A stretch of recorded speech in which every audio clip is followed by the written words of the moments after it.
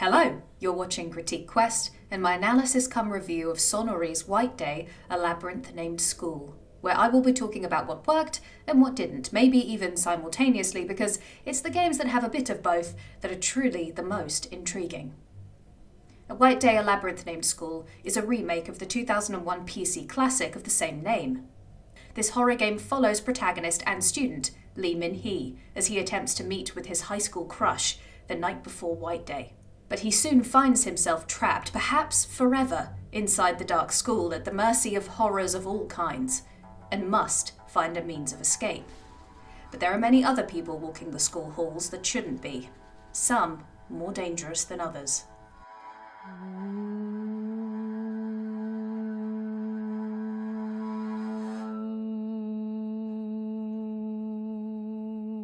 White Day is a good example of replayability done right. Mechanically speaking, instead of gear-gated levels, there are difficulty-gated puzzles and collectibles. Some elements will only become available to you when you play on a specific mode, selectable at the start of the game. It's quite short in length, around 10 hours or so, and contains only 4 core levels. Even so, the game is packed with small secrets to uncover or collectibles to find that unlock yet more prizes. And that said, you can find something new in each playthrough.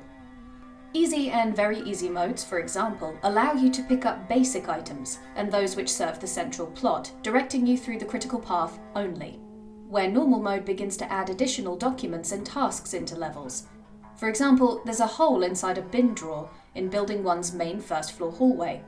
It requires a wooden handle to open, which will reveal a ghost story hidden away inside. But you can only combine these items in normal mode.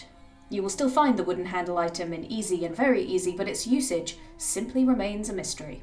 Hard mode goes on to add yet more new items, secrets to reveal and goals to complete to further round out your collection of ghosts, rumours and so on. As you might imagine, this mode requires a keener eye and much more effort to fish about for clues and backtrack to other rooms, maybe even other buildings. It ups the challenge substantially. You're still expected to resist capture at a point when stealth and avoidance is much more difficult. But replayability doesn't just involve the harvesting of information and items. In terms of narrative, White Day contains character roots and multiple endings for each choice, one good, one bad, and another somewhere in the middle, adding even more reason to play again and again. A White Day follows the traditional Harem template, unsurprisingly for a game called White Day, a traditional East Asian holiday practiced like a reverse Valentine's Day exactly a month later.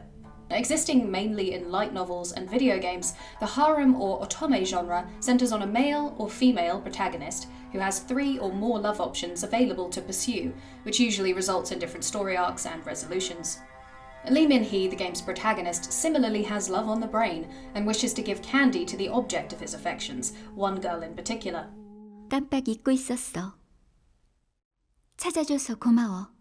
Now he, and by proxy you, can pursue one of 4 girls in total though. Side with one of the several characters at specific moments in conversation, resulting in Min-hee's general likability with said character, and new paths ahead will open, with a variety of interesting conclusions. Now, having said all of that, while White Day follows harem genre traditions, the game generally focuses far more on horror than romance, to its strength, and on which piece or pieces of the story puzzle characters hold. Routes chosen delve far more into the mysteries these characters present and, on occasion, solve, or fleshing out side characters than purely aiming for a romantic payoff, although the endings have some of that too. In some cases, less so. Generally, the story itself is just complex enough to make different playthroughs more enjoyable, but not so layered as to be mind-bogglingly compelling. Still, the strength of the story is in its replayability, and in that regard, it works very well. Where this replayability stalls, and White Day runs into trouble, no pun intended here, is in its stealth play, which feels unfair at times and, unlike aforementioned elements, can be worsened by higher difficulty settings. As I mentioned, you spend much of the game exploring the school, looking for ways to progress. Your biggest obstacle to success are the janitors, who are looking out for intruders and perfectly willing to bash them over the head with a baseball bat, though I'm not really sure what sort of school would enforce such security measures. Crouching, a quieter alternative to walking or running, is the best way to go. It also keeps you away from the windows, which the janitor can spot you through. You must also avoid turning on the lights, which draws the janitor in. Opt instead for a Zippo lighter found in the student records office to make sense of your surroundings. But cautious or not, if you are spotted, the best course of action is to run and hide. In these instances, closing doors behind you can slow your assailant down. Mess up and get whacked a few times and it'll be game over. Simple enough. Although dumb AI is criticised, it's ripe for player exploit. Using timing and manipulation as forms of strategy that, implemented well, can make even the most lackluster mechanics fun to engage with. It may look like bad design, but it creates the kinds of loopholes in which the player can, well, play. All that said, in easy and very easy modes, your limited options in stealth are broadly exploitable in this way. Tension may not be as unbearable, but it allows for a generally more sensible, strategic approach. In normal mode, exploits are largely the same, except the janitor will immediately spawn to your location each time you reach a new checkpoint or complete a main story task. While janitors still spawn in both easy and very easy, they're much more sluggish to react by contrast, making it appear more balanced. In higher difficulties, however, spawning lapses into the senseless. No matter where you saw them last, make the slightest noise and they will be on you like tires on concrete, most likely on high alert. Therein lies the second issue. Janitors are obviously much more reactive in higher difficulties such as hard and hell mode, which in itself is not a problem, but when, in the first two buildings, he lingers in the stairwells between floors, your enemy is at the centre of a level, and that puts him at an extreme advantage. Wherever you move, however you move, and no matter how careful you are, he will likely hear you from that position, and instantly he is on high alert. Given that these settings remove the eye icon as well, to help you track his level of alertness, listening for the jangle of his keys or the whistling of a tune is paramount. But these sound effects do little to indicate where the janitors are coming from. There's actually a sound-related bug in the new building level, wherein the whistling janitor will sometimes cut in and out depending on how close you're standing to a door or a wall. Either way, solid directional sound effects would have been very helpful in these cases. Although they add plenty to the overall tension, they don't work as a means of strategy. That's not mentioning smaller details that, in a setting where every second counts, hold you back considerably. For example, if you're sneaking in and out of any bathroom in the first two buildings, you'll get stuck on the doorframe for a moment or two. Another issue involves double doorways, also in the main buildings, only one side of which open. I'm still unsure which side is correct, or if there's much consistency, but nevertheless, when trying to escape, it's all too easy to pick the wrong one in haste. So, where lower difficulties appear more balanced, in higher difficulties, you have overly responsive AI, which spawns at the drop of a hat, and is almost impossible to track. It's a little too severe, and without any means to distract your enemies, and deal with them outside of running or slamming doors in their face, you're very often driven backwards or forced to retreat, artificially stalling progression. Now, you could argue that this forces you to strategize in an entirely different way, by prioritizing curatives, for example, or use the alert status to lure your enemy. Also, in all modes, there are janitorless moments in the game, usually at the very start of a new level, and so, whichever difficulty setting you've picked, you can learn to make the most of those moments should you struggle elsewhere. Overall, though, where White Day cleverly works as a layered survival horror game, one that tucks away many secrets across difficulties and narrative pathways, stealth mechanics don't work in quite the same way, or nearly as effectively. Thankfully, White Day demonstrates plenty of variety elsewhere.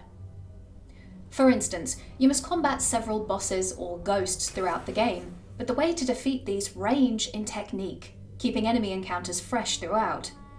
In fact, these are more akin to boss puzzles than traditional fights, although there is the odd spattering of QuickTime events, which I wish I could say were as well implemented. In one fight, you must destroy an anthropomorphic tree within a time limit, which is only possible after solving puzzles to acquire the necessary weapons and killing its plant spawn dotted about the school first. In another instance, you must use spirit rods from the occult club to steer you through a swimming pool safely. And this is hard enough without the mermaid ghost swimming around. Needless to say, you have to avoid her too unless you want to drown. Now, these boss encounters don't tend to increase in difficulty in different modes, mainly shortening time limits and incrementally increasing damage, but they work regardless, never letting you rest on any previously established mechanic. Variety can be seen in the game's story too, which offer layers upon layers of little story developments to unravel, outside of the previously mentioned routes, namely through law. As I mentioned in a previous video, White Day reminds me of the Korean high school horror film series. Each film revolves around a new set of characters, and so it builds a long history of horror, death, regret, ostracism, and drama across installments.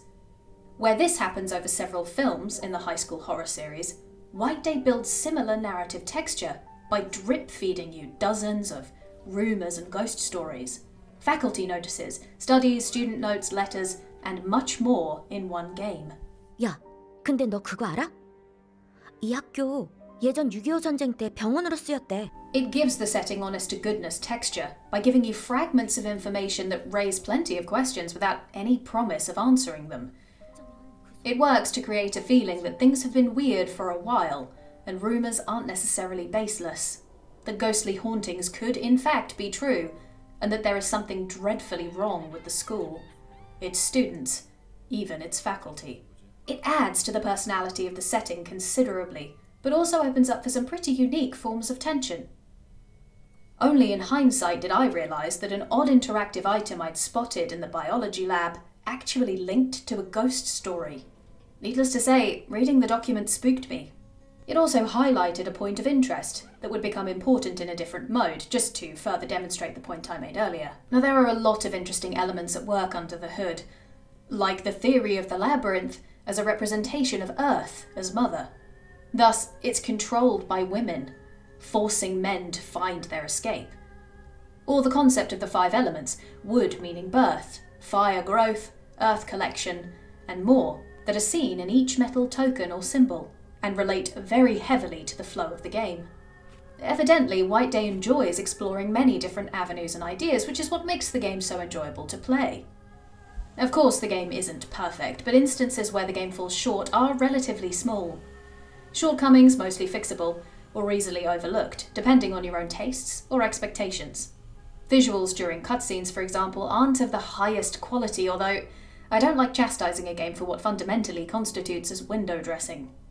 Nevertheless, cutscenes do look rudimentary, and objects and scenes don't always connect, often floating atop each other. Conversely, I found the facial animations of Sonnori in particular to be compelling regardless. She has such a scheming expression that you don't know if she's friend or foe, and though character designs are quite simplistic, this comes across loud and clear. The rudimentary visuals only really count for cutscenes. Objects in the game as well as the settings themselves look good. I particularly like the rendering of the lunchbox, felt marker and drink items because I am a stickler for realistic archives in games. Play White Day on the appropriate brightness and it looks even more impressive. Everything you'd expect a high school to be at night. Downright creepy. In terms of accessibility, you can play the game in both English and Korean with subtitle options, a great addition in a game made in Korea about a Korean school.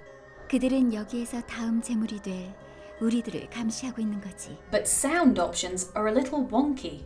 You must alter them before you play, or music levels will spike to an uncomfortable degree. You can level these in the background sound volume setting, which I mistook for ambient sound, such as thunder or rainfall, but in truth means music. This bar doesn't affect music levels in cutscenes though, which suffers the same issues, and requires instead changes in master volume. Now these points are neither good nor bad, but I hope it helps anyone who might want to play the game, and would prefer to understand what the sound menu actually means.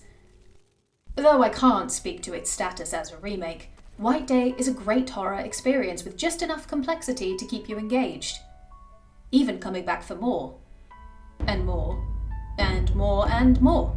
It's ideal for those of you who love to find out all of a game's secrets, enjoy branching narratives, want to experience a little terror or a style akin to an older generation of games, and can look past some of the lackluster trimming to enjoy the meat beneath. That just so happens to be me, and if it's you too, set some time aside, because going for the game's platinum might just become an obsession. Now before I finish this video, I wanted to add, with many Harem or Otome games there is usually a suggested order for routes. Of the 3 girls, I would recommend playing Songha's route first, Jihyun second, and Save So Young for last. The White Chrysanthemum truth ending ties everything together nicely, and ends largely on a positive. This ending, completed on normal mode only, will then unlock the 4th and final character. Thank you for watching. I hope you enjoyed this video. Feel free to leave your thoughts on White Day: A Labyrinth Named School, the original game, or anything else that interests you in the comment section below. Now, without the people you see on screen right now, this video wouldn't have been made possible. So I'd like to say a big thank you to those of you who are generously supporting my work over on Patreon. I'd like to make a special mention of Bryson Brody, Christopher Cotton, Doma, who made an astonishingly generous pledge this month. Again, thank you. Gabriel Sales, Jacob White, Jessica Costello, to whom I'd like to wish a much more belated happy birthday, Marlon, Michael Rivera, and Wraith. Thank you so much for your continuing support, feedback, and encouragement. With that, I'll say goodbye for now. See you all in my next video.